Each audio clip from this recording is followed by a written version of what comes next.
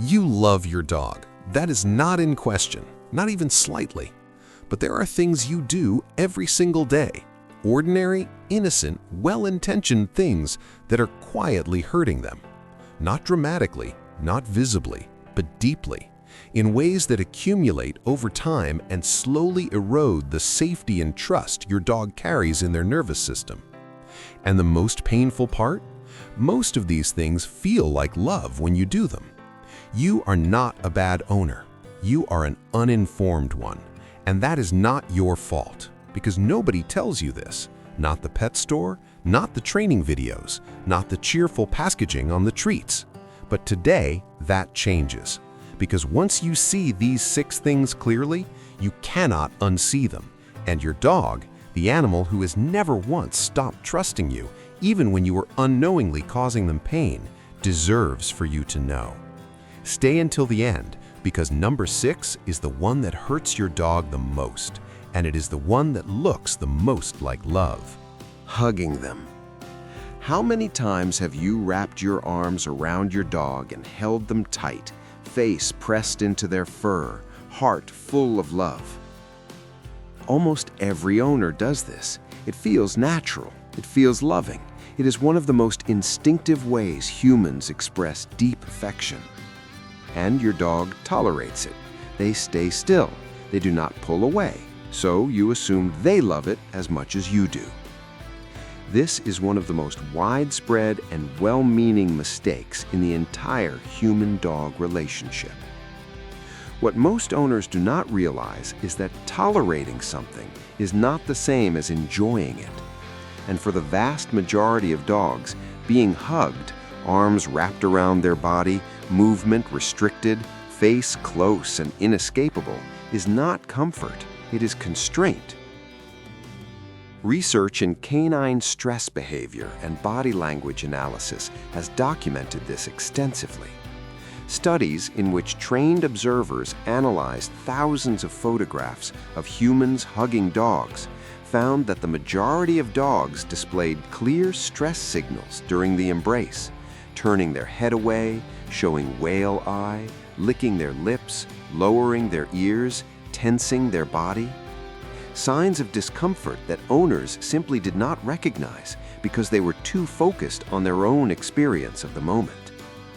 From a biological perspective, this makes complete sense. Dogs are not primates. In canine social behavior, placing a limb over another animal's body is not affection, it is assertion. It is dominance gesture. When you wrap your arms around your dog and hold them, their nervous system may be reading something entirely different from what your heart is saying. Thing 2. Inconsistent rules. Think about the rules in your home, the ones that apply to your dog. Does your dog get on the furniture sometimes but not others? Are they allowed on the bed on weekdays but not weekends? Do you let them beg at the table when you're in a good mood and correct them sharply when you are not? Do the rules shift depending on who is home, what kind of day you had, or simply how you feel in the moment? Most owners do not think of this as harmful. They think of it as flexibility, as being human, as cutting their dog some slack. It is one of the most psychologically damaging things you can do to a dog without ever raising your voice.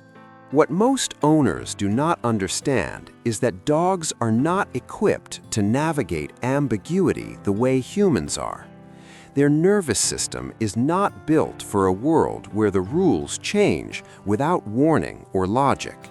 They cannot understand that you are tired today, or that guests are coming, or that your mood shifted. All they know is that yesterday this was allowed, and today it is not. Yesterday you smiled, and today you corrected them for the exact same behavior. Research in canine learning theory and behavioral psychology has consistently shown that inconsistent reinforcement, where the same behavior produces unpredictably different responses, creates chronic low-grade anxiety in dogs. their nervous system enters a persistent state of vigilance, constantly scanning for cues about which version of the rules applies today, which version of you is present, whether the ground beneath them is solid or shifting. Thing 3. Using their name as a punishment. Say your dog's name out loud right now, in your normal voice. Now think about the last time you used that name. Was it warm? Was it neutral? Or was it sharp, frustrated, loaded with displeasure? Did you use their name to call them to something they did not want to face? Did you say it as a prelude to a correction? Most owners use their dog's name constantly, and without realizing it, they use it in negative contexts far more often than positive ones. Come here. Stop that. What did you do? No. The name becomes the sound that precedes discomfort, correction, or frustration. And over time, something quietly devastating happens. Research in classical conditioning and canine name recognition has shown that a dog's emotional response to hearing their own name is entirely learned. It is shaped by the emotional experiences that have been paired with that sound over time. A name consistently associated with warmth and reward produces a joyful, immediate, eager response. A name consistently associated with correction, frustration, or punishment produces something very different. A dog who hesitates before responding, who lowers their head slightly, who reads their own name as a warning signal rather than an invitation. In your dog's emotional world, their name should be the sound of being treasured. The most personal sound in their existence, the specific arrangement of syllables that belongs only to them, should feel like warmth every single time it reaches their ears. When it does not, something essential is lost. The name that should be a gift becomes a source of low-level dread. Lack of mental stimulation. How much of your dog's day is spent simply waiting? Waiting for you to come home, waiting for the walk, waiting for dinner, waiting for something, anything to engage the extraordinary mind living inside that body. Most owners provide their dogs with adequate physical exercise and consider the job done.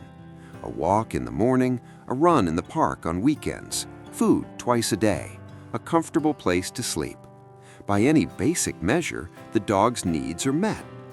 But the body is only half of what your dog is, and the half most owners neglect most consistently is the mind. Research in canine cognitive science and behavioral enrichment has established that dogs are intellectually complex animals with problem-solving capabilities, emotional intelligence, and cognitive needs that go far beyond physical movement. The domestic dog's brain evolved alongside human intelligence for over 15,000 years. It was shaped by the same pressures that required tracking, planning, reading social cues, and solving novel problems daily. A brain built for that level of engagement does not simply go quiet when that engagement disappears. It suffers.